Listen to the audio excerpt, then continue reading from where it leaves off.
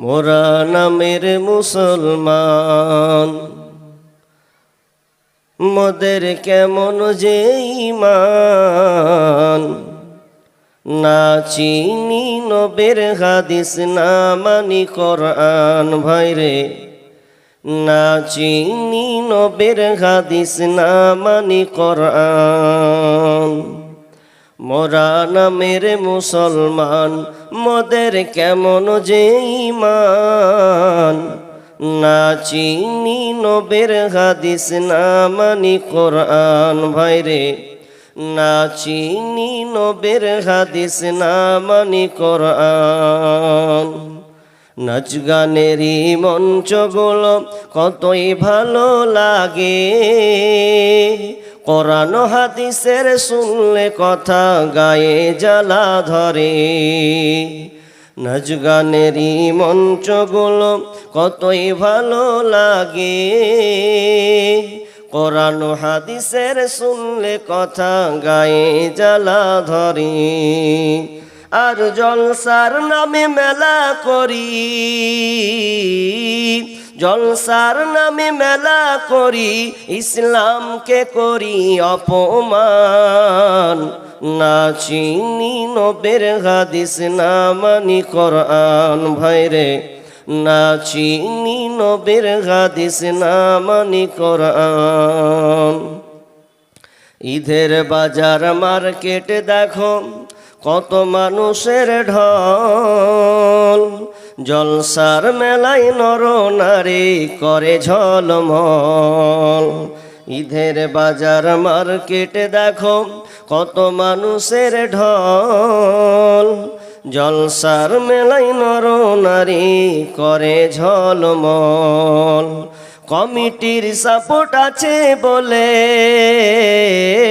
কমিটির দুর্বলতা আছে বলে ধর্মের অপমান। না চিনি নবীর হাদিস, না মানি কোরআন ভাইরে। না চিনি নবীর হাদিস, না মানি কোরআন। জলসার নামে ডেলিগেট করে মানুষ খাবে বলে, খাওয়া দাওয়া শেষ হলে ভাই বাড়ির টান মারে। জলসার নামে ডেলিগেট করে মানুষ খাবে বলে, খাওয়া দাওয়া শেষ হলে ভাই বাড়ির টান মারে। আর প্যান্ডেলের তলা করলি খালি, প্যান্ডেলের তলা করলি খালি, ইসলামকে করলি অপমান। না চিনি নবীর হাদিস, না মানি কোরআন ভাইরে।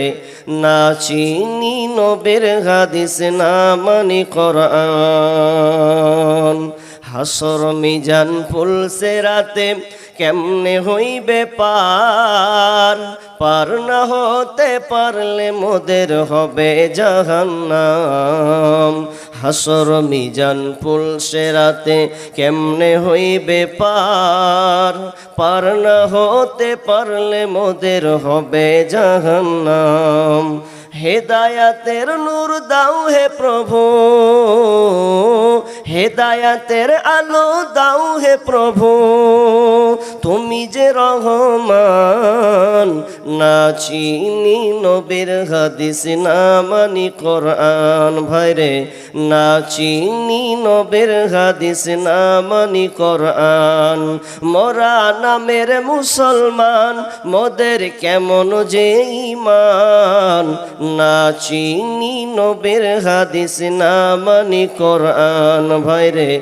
না চিনি নবীর হাদিস, না মানি কোরআন।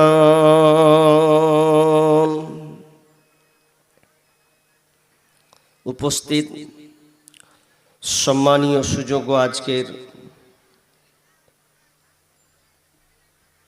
পত্র প্রতিষ্ঠানের এবং এদিনী সভার সম্মানিত সভাপতি,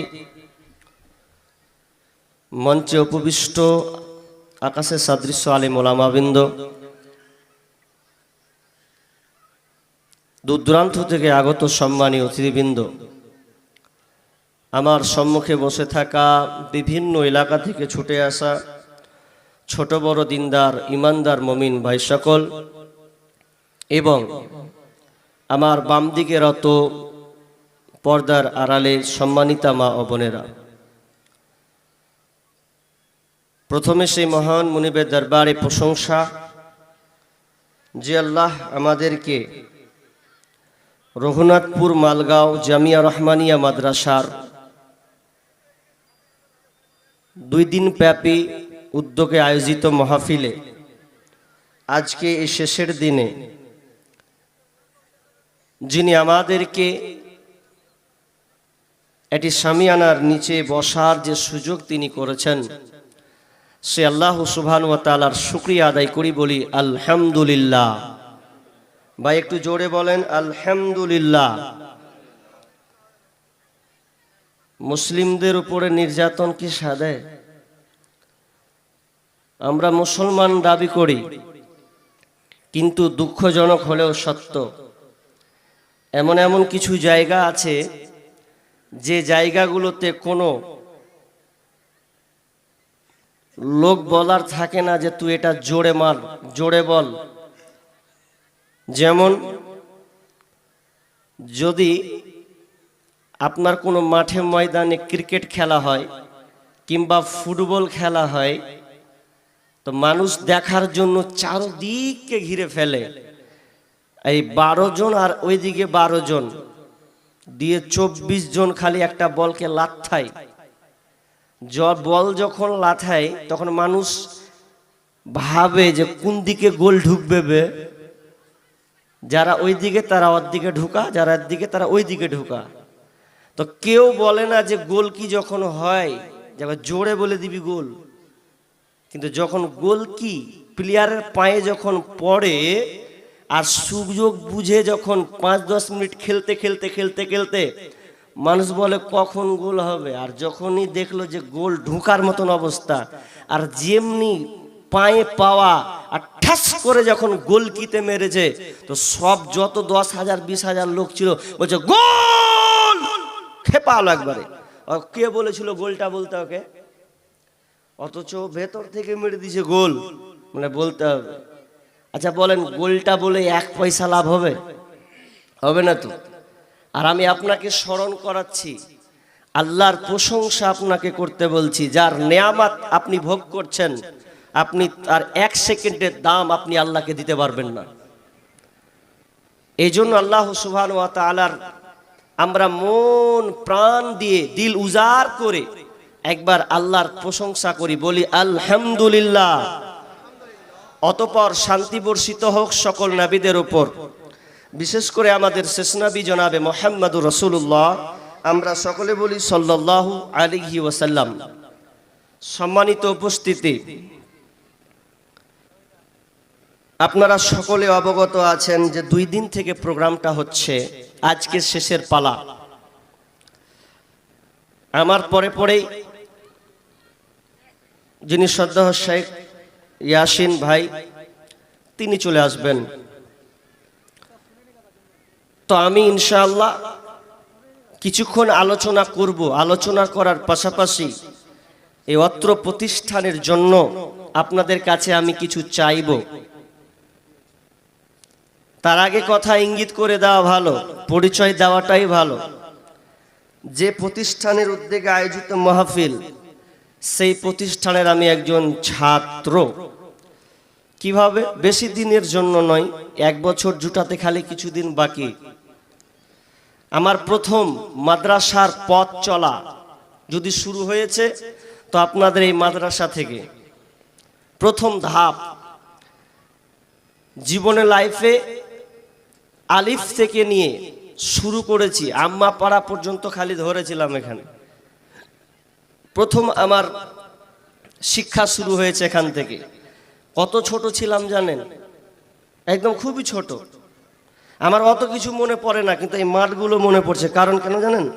এই যে সব লোকগুলো দাঁড়িয়ে আছে, এই রাস্তা দিয়ে মনে হচ্ছে একটা পুকুর আছে, ওই পুকুরে মাঝে মধ্যে গোসল করতে যেতাম।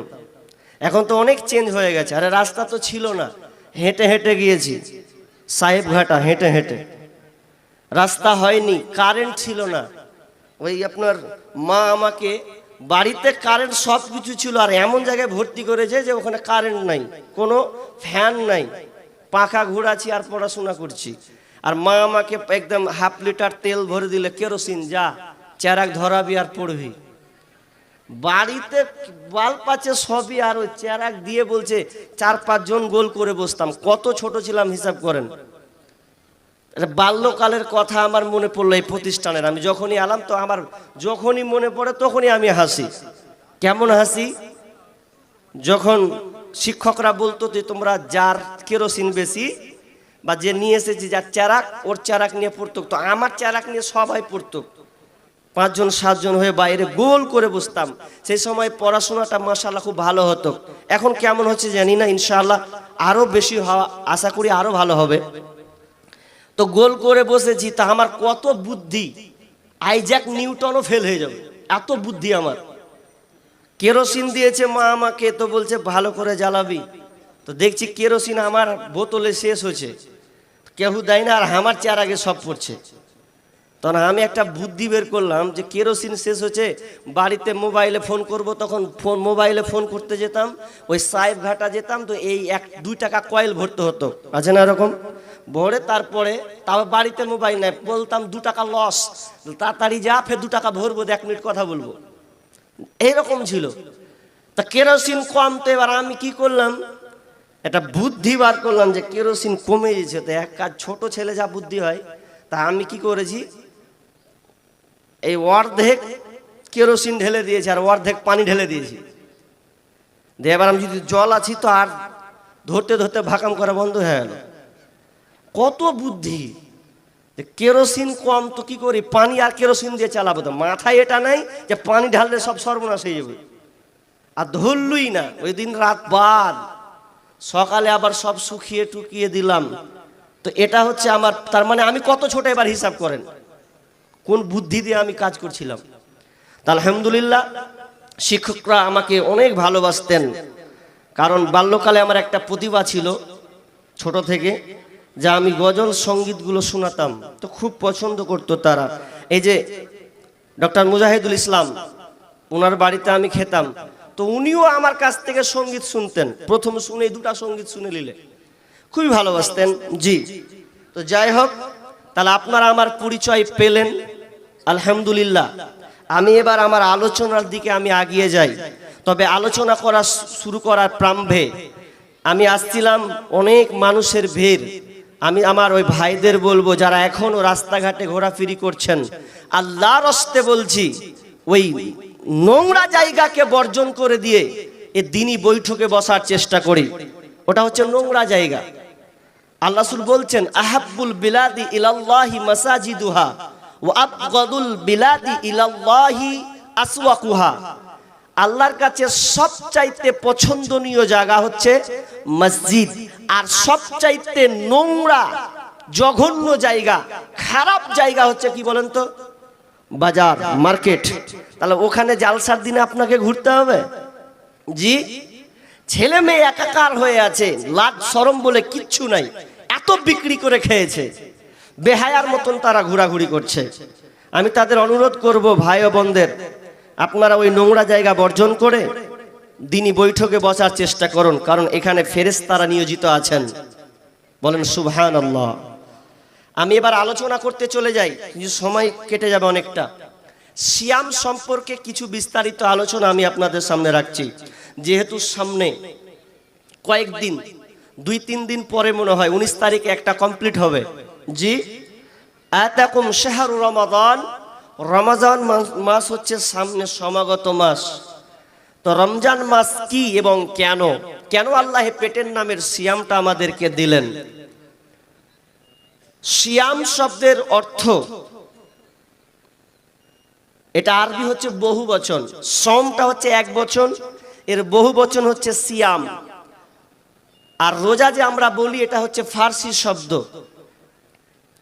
তো সিয়াম এর অর্থ হচ্ছে বিরত থাকা, অটল অবিচল থাকা। ইসলামী শরিয়তি পরিভাষায় সিয়াম কাকে বলা হয়? প্রাপ্তবয়স্ক সক্ষম মুসলিম নর নারীকে সুবেহ সাদিক থেকে নিয়ে সূর্যাস্ত পর্যন্ত খাওয়া, পান করা, স্ত্রী সম্ভোগ করা এবং যাবতীয় গর্হিত কাজ, অর্থাৎ এক কথায় অন্যায় অশ্লীল খারাপ কাজ থেকে বিরত থাকার নামই হলো সিয়াম। এই সংজ্ঞাটা আপনারা বুঝলেন কিনা? কথা বলতে হবে কিনা, আমরা বুঝতে পারছেন কিনা ভাষা? এবার চলুন